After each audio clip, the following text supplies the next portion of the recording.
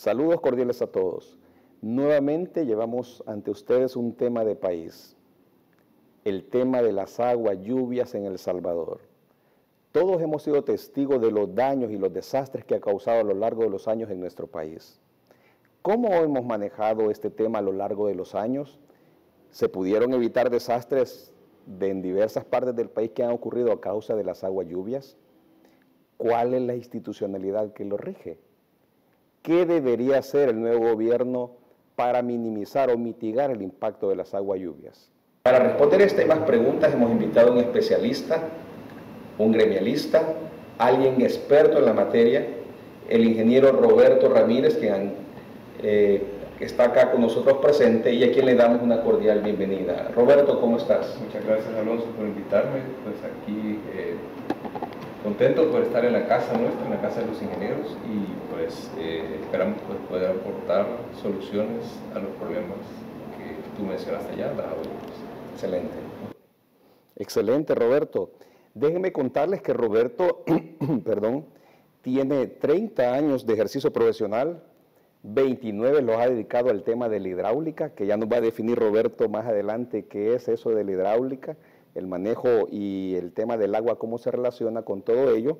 Además, Roberto tiene 25 años de pertenecer al gremio de la Asociación Salvadoreña de Ingenieros y Arquitectos, demostrando así su vida gremialista y los aportes que le ha dado a este país a través de nuestro gremio. También podemos decir que Roberto también se desempeña actualmente como parte de la Junta Directiva del CNR, actualmente también entre el periodo 2017 y 2020, aunque ya tiene más tiempo en esa posición, pero aún sigue en ella, es un digno representante de nuestra gremial, ha sido vicepresidente también de nuestra asociación y ha estado en otros puestos de la Junta Directiva, además de su experiencia como consultor, como experto también en sistemas contra incendios, y ha dedicado prácticamente su vida a la parte técnica, graduado como ingeniero civil también de la Universidad de El Salvador. Te damos la bienvenida, Roberto. Para empezar con este tema, el diseño relacionado al manejo de aguas lluvias, ¿cómo está en El Salvador? ¿Qué tan buenos diseños hacemos sobre ese tema en El Salvador? Ok, sí, Alonso, las aguas lluvias, o sea, los diseños son elaborados por un ingeniero especialista en el área. Al menos así debería de ser, ¿no?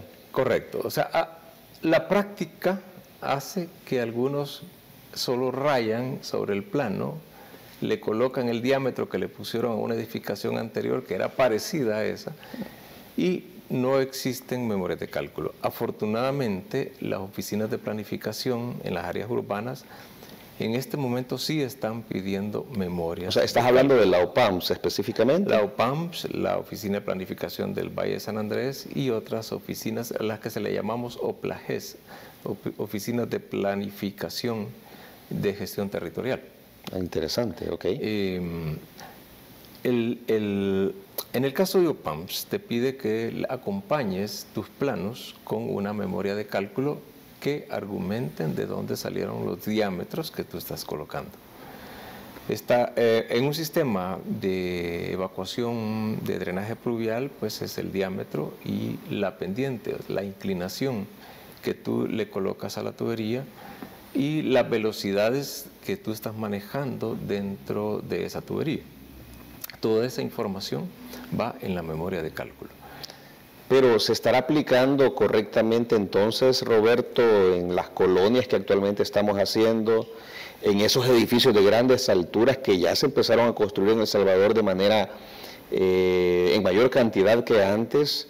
¿Se estará respetando eso realmente actualmente, Roberto? Fíjate que prácticamente está quedando a voluntad del profesional que ejecuta, porque la única institución que le da seguimiento a la ejecución de una instalación hidráulica es la Asociación Nacional de Acueductos y Alcantarillados, ANDA, y únicamente lo hace en las tuberías que se instalan al exterior de los complejos urbanos, al exterior de las viviendas, o sea, no adentro de las viviendas, no adentro de las edificaciones, únicamente en el exterior. O sea, como ya has mencionado, entonces no hay una institucionalidad, digamos, que directamente supervise todo ese proceso y garantice que se cumpla lo que se diseña. Exactamente. En los países desarrollados, lógicamente por eso son desarrollados, las municipalidades son el ente rector que supervisa que los diseños se ejecuten tal cual se ejecutaron. Y si no se ejecutaron, existen los argumentos que permiten algunas variantes que técnicamente son válidas.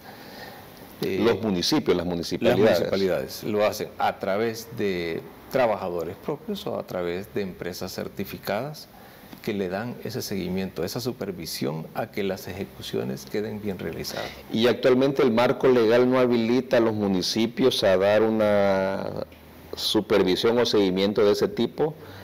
¿No está estipulado en ninguna ley? No, actualmente no tenemos ninguna ley ni ningún reglamento que estipule el seguimiento a las ejecuciones internas, a excepción en el caso de edificios institucionales en el que el propietario contrata una supervisión externa. Únicamente en ese caso existe la posibilidad de poder supervisar la buena instalación de los sistemas. Caso contrario, los edificios que tú mencionas, que son de carácter privado, no existe ley que obligue a llevar una supervisión institucional a las instalaciones internas. Y no hay ninguna junta de vigilancia profesional tampoco que dé vigilancia, valga la redundancia, a ese tema en el país, ¿no? Es parte de las luchas que tenemos como Asociación Salvadoreña de Ingenieros y Arquitectos, la lucha por lograr que se nos apruebe en la Asamblea Legislativa la ley del ejercicio profesional. Podría ser incluirse pues la parte regulatoria a la supervisión de las instalaciones. En este caso, de una especialidad como esta, así como el resto de especialidades que también ya hemos tocado en otros programas. Muy bien, Roberto. Ahora, podemos concluir entonces que tenemos una deficiencia seria en los diseños, aún en el país. Estamos sufriendo problemas por malos diseños y por mala supervisión también, y a veces hay buenos diseños, pero mala supervisión. Pero si ponemos esto en un contexto de cuál situación debemos de ir corrigiendo primero para que esto camine de una manera correcta, ¿cuál sería el primer paso que debemos de tomar en el país? ¿Cuál sería? Pues mi opinión personal es la formación del profesional. ¿Las universidades, Roberto, o después de la universidad? Fíjate que las universidades te forjan en la parte técnica teórica, o sea, en el caso nuestro estamos las materias de hidráulica, mecánica de fluidos, abastecimiento de agua y alcantarillados, instalaciones hidráulicas en edificios, pero el estudiante no logra ahondar, porque en ese momento el estudiante no ha escogido la especialidad que va a seguir, y poco o nada hace por profundizar en ese conocimiento. Nosotros acá en la asociación hacemos el esfuerzo de hacer cursos de actualización, que en el caso pues, de mi persona da el de instalaciones hidráulicas en edificios, donde le digo a los participantes que en ausencia de regulaciones institucionales, cuando nosotros elaboramos las especificaciones técnicas de un diseño, nosotros estamos haciendo el reglamento con el cual va a ser medida esa instalación. Entonces, como profesionales, somos los primeros en responsabilidad en ejecutar buenos diseños. Pero también no podemos quitar la responsabilidad institucional, que debe dar seguimiento a que esas especificaciones se cumplan. Claro. Porque el profesional pudo haber hecho un buen diseño, pero el que va a ejecutar, y si no tiene supervisión, no necesariamente va a ser una buena ejecución. No, y como país hay que seguir una línea, ya que cada profesional va a responder o diseñar de acuerdo a su escuela, ¿no? Y tenemos tantas escuelas que es necesario que alguien diga, por este rumbo tenemos que irnos, y ahí es donde entra la institucionalidad que hay que reforzar. Sí, fíjate que existe normativas internacionales y que en ausencia de normativas internas y normativas nacionales de instalaciones hidráulicas en edificios, existen normativas que son muy abundantes en especificaciones y que Esas normativas son fundadas en una base amplia de profesionales de países desarrollados que han trabajado en esas normativas y que son muy fácilmente aplicables en nuestro medio. Ahora, analicemos un problema real en El Salvador para contextualizar todo esto. Veamos el caso del espino, que es un tema interesante en el manejo de agua lluvias, donde se ha perdido una buena parte de la masa boscosa, donde antes se filtraba el agua. ¿Cómo debió haber sido manejado ese tema técnicamente desde el punto de vista del manejo de agua lluvias, Roberto? Okay. Regresemos a la fórmula que te comenté, Q igual CIA. Q es el caudal, C el coeficiente de escorrentía y la intensidad de lluvia, IA es el área. Hay dos variantes que no cambian. La intensidad de lluvia, que te la da la estación hidrométrica de la zona. En el caso del espino, pues la más representativa es la estación hidrométrica de Ilopango. Y el área no cambia. Tenemos un área, tenemos intensidad, pero el coeficiente de escorrentía, que antes era de una superficie boscosa, con un coeficiente probable de 0.25, hoy cambia a un coeficiente de 0.80 después de las construcciones. Entonces, has triplicado el factor que te hace que el caudal, que antes era 1, hoy sea 3. Si antes yo tenía 1 metro cúbico por segundo, esa misma área me está generando 3 metros cúbicos por segundo.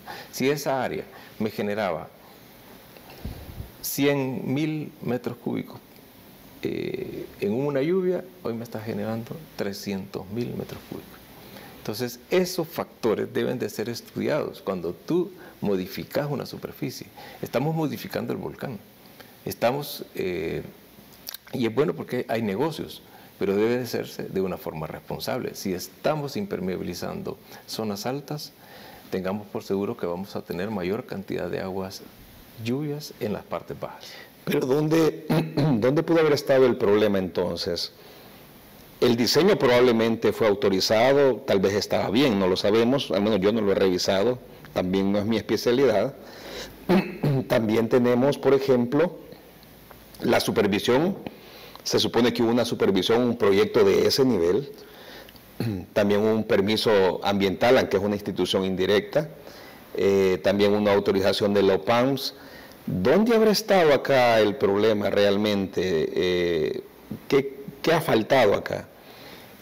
Falta de análisis en las consecuencias de lo que va a pasar si yo tengo, como te decía al principio, una superficie que es una esponja, que toda agua que cae se infiltra, y yo le coloco un vidrio a esa esponja. O sea, factores de mitigación faltaron, factores de compensación de ese daño faltaron. O sea, tú tenías un caudal que te maneja a la quebrada que va a dar el agua lluvia de la zona del espino, te generaba un valor de caudal. Ese valor de caudal se duplicó, se triplicó, se cuadriplicó, no sabemos, porque desconocemos el análisis de la formulita básica que te explico. Hemos incrementado coeficientes de escorrentía, lógicamente se van a incrementar los caudales, pero no hacemos el análisis cuál va a ser el impacto en la quebrada donde yo voy a vertir esas aguas. Donde evidentemente subió, no sabemos en cuánto el nivel del agua, solo sabemos que causó muchos problemas, ¿no? Así es. Y actualmente, haciendo referencia un poco a la historia, desde el 2011, después de la tormenta tropical E12, no hemos tenido un evento similar. Pero sí, la ciudad ha seguido impermeabilizando áreas. Así como los terremotos, que con el tiempo... acá tuvimos uno fuerte en 1965, luego en 1986, luego en el 2001. Y ya viene el otro, ¿no? Porque hay señales de que puede darse. De igual forma, los eventos de lluvia van cambiando. O sea, tuvimos eventos después del Mitch en 1998, tuvimos una serie de huracanes en el 2005, luego en el 2009, 2010 y 2011. 2011 tuvimos el último evento de lluvia más fuerte, que rompió el récord de lluvias en 24 horas, que superó los 500 milímetros. No hemos tenido un evento de lluvia de ese tipo en los últimos 8 años. Entonces ya estadísticamente se acerca el momento que vamos a tener un evento similar. Hemos impermeabilizado más las áreas. Entonces, que vamos a tener inundaciones, probablemente las vamos a tener. Con las consecuencias que ya hemos sufrido y probablemente más serias, esperemos que no sea tan así, pero bueno, es algo que está latente.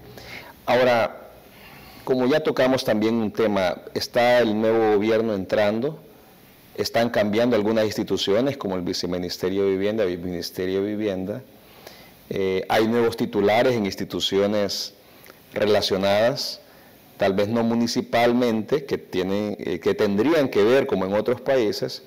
La OPANS entiendo que sigue igual, también tenemos, bueno, ha cambiado la de ANDA, pero ¿dónde debería ser más fino este gobierno como una recomendación técnica que se le podría dar para desde este momento ir ajustando la institucionalidad para lograr mejores resultados de manejo de agua lluvia y que tengan consecuencias menos negativas? Ok, básicamente mi pensamiento es, tenemos el ejemplo de los países desarrollados. Los países desarrollados han descentralizado. Descentralizar es una acción clave. Correcto. Okay. Responsabilizar a las municipalidades. Las municipalidades deberían de recibir y manejar el sistema de agua potable. ANDA debería de convertirse en una ente así como CEL le distribuye a valga la redundancia, a las distribuidoras eléctricas. ANDA debería de producir el vital líquido, llevarlo a las ciudades y entregarlo a las municipalidades, para que las municipalidades le den el manejo a los sistemas de acueductos, a los sistemas de alcantarillado y algo que es muy importante, que no es parte del tema, pero el tratamiento de las aguas residuales debería de ser responsabilidad de las municipalidades, así como también el manejo de las aguas lluvias. Desde revisión de diseños hasta la supervisión de su ejecución. Ok, o sea, de que estamos en un momento que, bueno, ojalá sean escuchadas estas recomendaciones, ya que por el momento seguimos igual, ya al menos no sé si percibes que todavía el tema no ha sido abordado. Por supuesto es injusto pedirle a este gobierno que acaba de entrar que resuelva un problema tan grave, pero yo creo que, bueno, desde acá, desde Asia, ya lo estamos poniendo en agenda y inclusive Asia tiene el espacio para seguir discutiendo este tema. Claro, OPAMS, la Oficina de Planificación del Área Metropolitana de San Salvador, gracias a los eventos de la primera década de este siglo, ha sido más incisiva en su cumplimiento de su normativa. De hecho, tiene un departamento de factibilidades de aguas lluvias. Ah, ok, eso ayuda, ¿no? Eso ayuda, correcto. Es parte de lo que hemos avanzado en ese tema, pero no es suficiente, porque no es suficiente únicamente decir, hágase así, si yo no superviso que se haga como el reglamento o la ley lo dice. ¿Podríamos decir entonces que el reto de las municipalidades, para que las municipalidades o la descentralización en el manejo de este tema recae más sobre la Asamblea Legislativa entonces? ¿Ellos deberían de promover ese cambio de ley para descentralizar esto? Por supuesto debería haber una política también que lo avale, ¿no? Claro, sí, la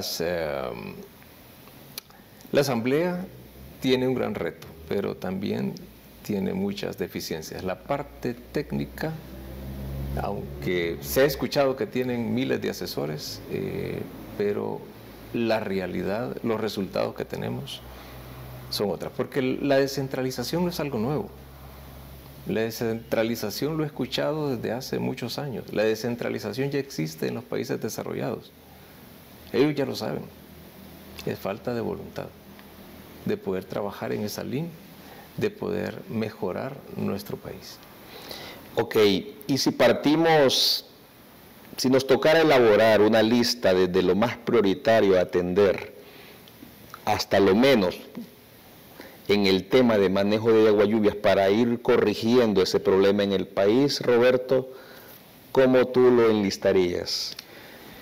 Lo que te había comentado antes, la formación del profesional, la certificación de ese profesional en esa área específica, que la certificación debe ser llevado, a mi criterio, a través de un departamento que le puede llevar cada municipalidad. Las municipalidades deberían de tener el listado de profesionales acreditados para desarrollar, en primer lugar, el diseño.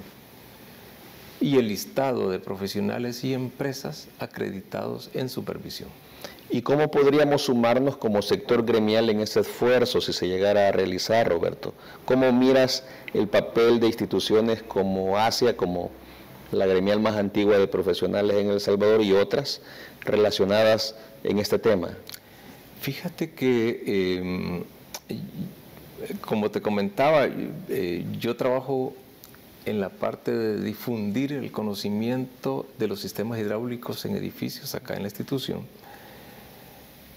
Lamento mucho que en la parte, por ejemplo, cuando yo doy sistemas de agua lluvias, he tenido mucha gente de OPAMS asistiendo a mis cursos. Pero cuando vemos la parte de sistemas hidráulicos contra incendios, nunca hemos tenido la visita de un miembro del Cuerpo de Bomberos de El Salvador. ¿Por qué será eso? Un miembro del Ministerio de Gobernación. Por decirte un ejemplo, que tuvimos un incendio en el Ministerio de Hacienda, en un edificio que fue diseñado para apartamentos habitacionales, residenciales. Bueno, fuimos parte del equipo que lo visitó, por cierto, ¿no? Claro. Claro. Y el horror de que un edificio de 9 niveles con un solo cuerpo de escaleras como evacuación única, con el tablero eléctrico, el ducto eléctrico a la par del ducto de escaleras. El incendio tuvo un origen en ese ducto.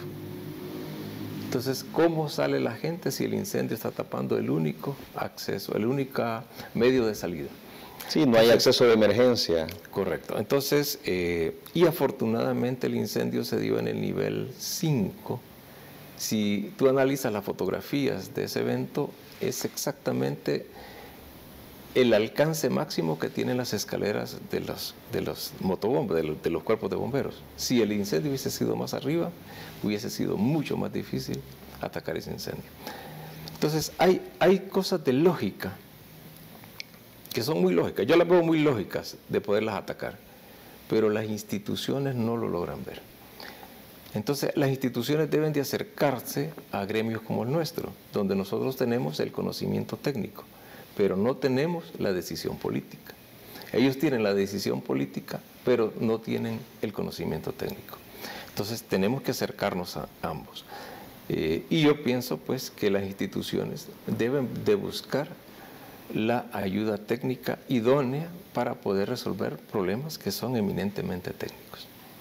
Interesante. En realidad, Asia siempre ha luchado porque la opinión técnica sea considerada, por supuesto, bajo contextos políticos, bajo otros contextos económicos, pero respetando la técnica que creo yo es la clave, bueno, no creo yo, creemos todos en el gremio que es la clave que debe de guiar a la solución de problemas como el manejo de agua lluvias. Ese creo que debe ser nuestro interés, ¿verdad, Roberto? Sí, claro. Es muy bien. Ahora bien, estamos ya en el año 2019, tú la historia la empezaste, dices, hace 60 años tenemos datos, ¿no? Sí, correcto. Este gobierno son 5 años, hemos estado hablando de él, has dado recomendaciones muy valiosas, pero imagínate si queremos ver un país en 5 años, ¿se puede cambiar algo en 5 años, por ejemplo, ya que generalmente la visión ha sido en el país que se mira por gobierno, por 5 años se miran visiones, no se miran a largo plazo? ¿Se puede cambiar algo en 5 años si pensáramos que este gobierno podría hacer algo en este tema? Por supuesto que sí. Precisamente cuando iniciamos esta charla, yo te felicité por este espacio que has abierto aquí en la asociación. Para mí es un privilegio estar acá, en este bonito escenario que tienes. Por supuesto. Y te felicito. Y estás haciendo algo, empezaste a hacer algo. Y espero que no te detengas. O sea, tienes que seguir trayendo a los expertos a que hablen de los temas que ellos saben. Así, los gobiernos deben de empezar a trabajar en esa línea, empezar a crear institucionalidad, empezar a crear el marco regulatorio que lleve a todos a jugar con reglas claras. Cuando tú haces reglamentos, tú pones las reglas del juego. ¿Qué pasaría si en un equipo de fútbol a un equipo se le permite tocar la pelota y al otro equipo no le permiten meter goles con la mano? Entonces estamos trabajando con reglas diferentes. Así estamos trabajando. Por ejemplo, hay diseños acá y hay especificaciones con ciertas regulaciones que no aplican para otros diseños de igual magnitud. Entonces, eso te lleva a que no jugues con reglas. En realidad, definir reglas claras en un país en vías de desarrollo como el nuestro es clave en este tema. Roberto, lo has dejado bien claro y es muy importante ese mensaje, así como el mensaje de que instituciones como la Asamblea Legislativa y las municipalidades y roles como el que juega ASEA deben de también tomar más protagonismo. El nuevo gobierno debe tomar protagonismo en el tema de aguas lluvias. Roberto, estamos muy agradecidos, muy valioso esta entrevista, tu experiencia definitivamente espero que ayude a comprender este tema a todo el país. Así que muchas gracias por compartir este tiempo con nosotros. No, gracias a ti, Alonso. El tiempo se hizo corto, no lo sentí. Siempre nos pasa eso, Roberto. Me he sentido en casa, de hecho, me siento en casa, estoy en casa y muchas gracias, Alonso. Muchas gracias entonces. Muchas gracias a todos y que Dios los bendiga.